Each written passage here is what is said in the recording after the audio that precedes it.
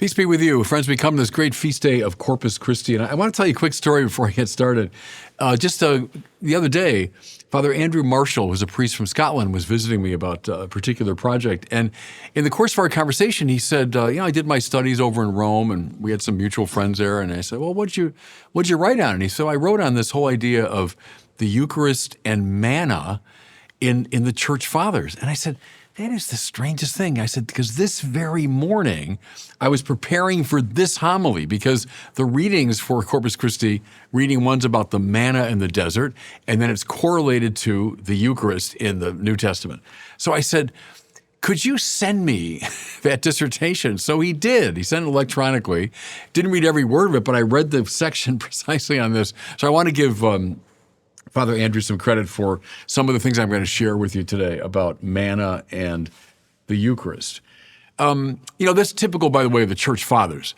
They'll look at something in the Old Testament and they'll see it as a type, which means a kind of anticipation, symbolic anticipation of something in the New Testament. Or they'll see the New Testament as a distant echo of something that was sounded in the Old Testament, right? So a prime example of that is the manna in the desert, described in the book of Exodus, and the Eucharist, the bread from heaven that Jesus gives us. So I want to explore really briefly just 4 dimensions of this relationship. I think they're all interesting. Here's the first connection between manna and the Eucharist. They are both meant to be sustenance for a long journey.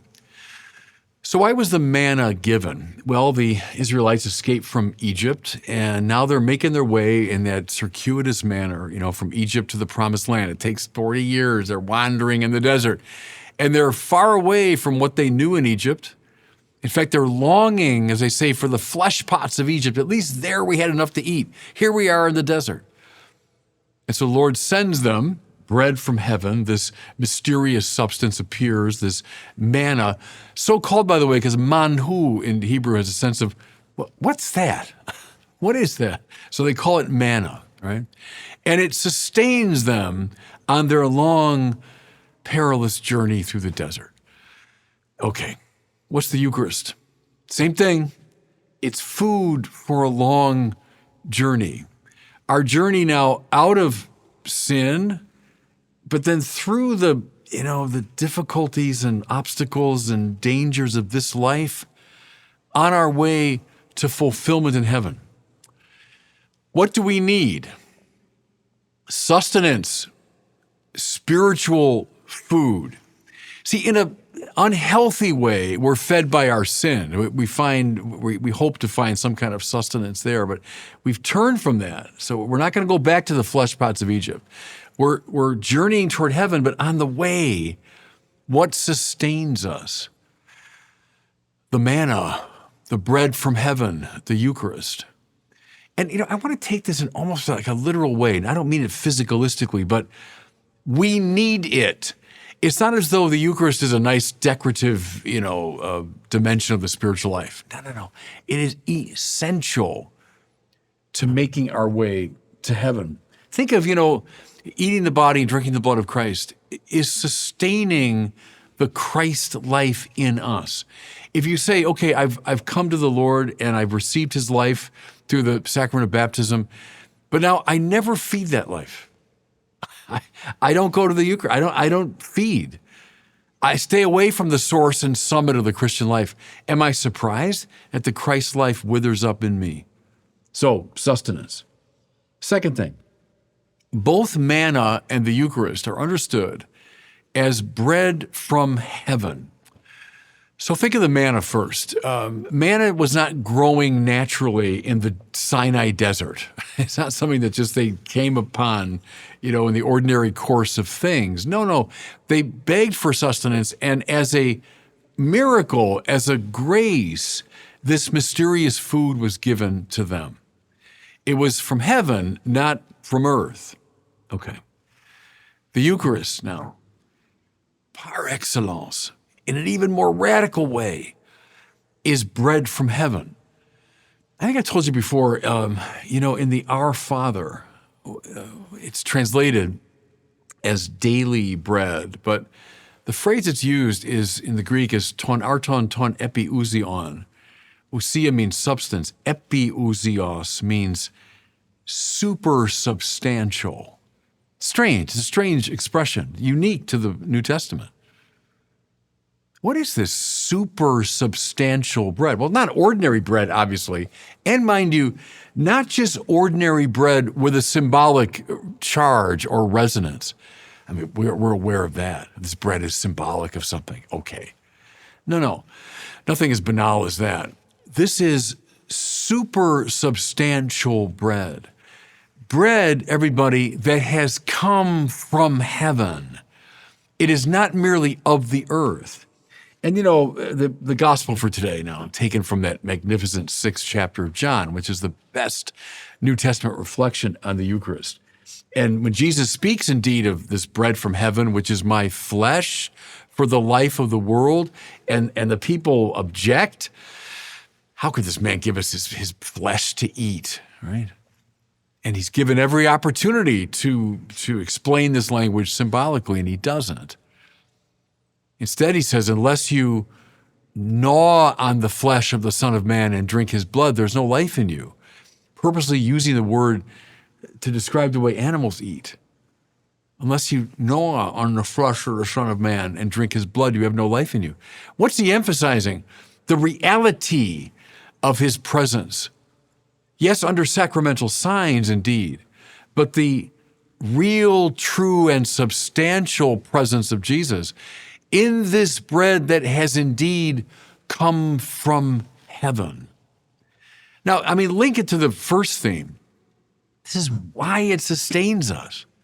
If it's just ordinary bread, of course, it won't sustain you spiritually. It's just bread with a symbolic charge. Okay, it'll give you a certain, illumination maybe. But you want to be strengthened for heaven. You want to be supernaturalized. You need super substantial bread. Manna came from heaven in an even more radical way. The Eucharist comes from heaven.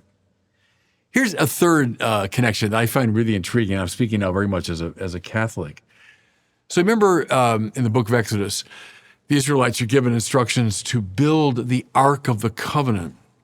And read it. It's wonderful, these detailed instructions of what the ark should look like and how it's made and how big it is and so on and so forth.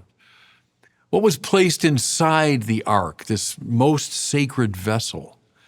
Well, the remnants of the 10 Commandments. So Moses, breaks them against the Mount Sinai, and so the pieces of the 10 Commandments go in there. Also, it said the staff of Aaron, the first great priestly figure. What's the third thing, though, in the Ark of the Covenant? Manna. They took some of the manna and they put it in the ark to remind them of this bread from heaven that sustained them on their journey, and they kept it. And the Ark of the Covenant, before it was lost around the time of Jeremiah, that's the center of Israelite life. That was at the heart of the temple. That's their worship was focused upon it. Is there something like the Ark of the Covenant in the Catholic setting? You bet. You go to a Catholic church, it's a place where we gather to pray, yes, a place where, we sing hymns, and yes, all of that. But why is a Catholic church a sacred place? Not because of any of that. It's a sacred place because it's the Domus Dei, we say. It's the house of the Lord. Because in the Catholic Church, there resides the Eucharist, the real presence of Jesus. And where do we keep it? We keep it in a version of the Ark of the Covenant, the tabernacle in a Catholic church, which becomes the focal point of our prayer and adoration, is hearkening back to the Ark of the Covenant. I remember when I was in L.A. as an auxiliary bishop, we had a retreat every year in we call it the House of Prayer for Priests, a lovely place in L.A., and it was a smaller chapel. I used to love to pray there because the tabernacle was built just like the Ark of the Covenant. And it was just a favorite place of mine to go and pray. And it's exactly this connection. So yes, indeed, we consume the Eucharist at the Mass. That's the point of it. But we also, as the Israelites, kept a bit of the manna. So we keep the Eucharist in the tabernacle. Can I tell you how many times in parishes and dioceses the spiritual life is renewed when the people adore the Blessed Sacrament? When first a few, then more, and then many, and then an army begins to adore the Blessed Sacrament, parishes and dioceses come back to life. The Ark of the Covenant, it held the manna, and now it holds the Eucharist. Okay, here's a final connection symbolically between manna and the Eucharist. See, manna was appreciated by ancient Israel as bread for the journey, not food for the destination. Now, what do I mean? Well, as they were journeying through the desert and they were hungry, they were given manna to eat. But it was always understood, and indeed it was confirmed, that when they got to the promised land, flowing with milk and honey, right? This rich promised land. Well, they wouldn't need the manna anymore. And so as Israel passes, remember, across the Jordan, they go like around Jericho, they enter into the promised land, we are told the manna ceased. Now, here's the connection, everybody.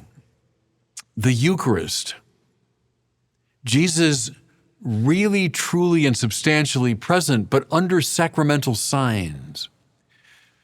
Do we see him, I'll use Thomas Aquinas' language here, do we see him in his proper species, his proper appearance in the Eucharist? No. We see him according to a sacramental species. Therefore, we see him veiled. Real, true, and substantial, yes, indeed, but sacramentally veiled. That's the food that we eat, everybody, as we're on the way. Will the Eucharist give way? Yeah. Will there be the Eucharist in heaven? No. Now, why? Because it's no good? No, it's that we now are ushered into the promised land of heaven, where we commune with the Lord face to face, where we see him in his proper species, where we've left the desert and that long journey through the desert, and we've come to the promised land. We come to the place flowing with milk and honey. We come to heaven. And in heaven, the sacramental signs give way because the reality appears. It's a bit like, I can't look at the sun directly, but I can see it reflected in the light of the moon. I can spend all night contemplating the moon. But once I'm in the presence of the sun and am able with elevated eyes to see it, I don't need to look at the moon. And so the Eucharist gives way in heaven, just as the manna gave way once they reached the promised land. Let these sink in, everybody. That's the beauty of these typological images. They allow us to meditate upon different dimensions of this great mystery. Maybe revisit the text about manna in the book of Exodus and then read John chapter 6 and see these beautiful connections and resonances. And God bless you.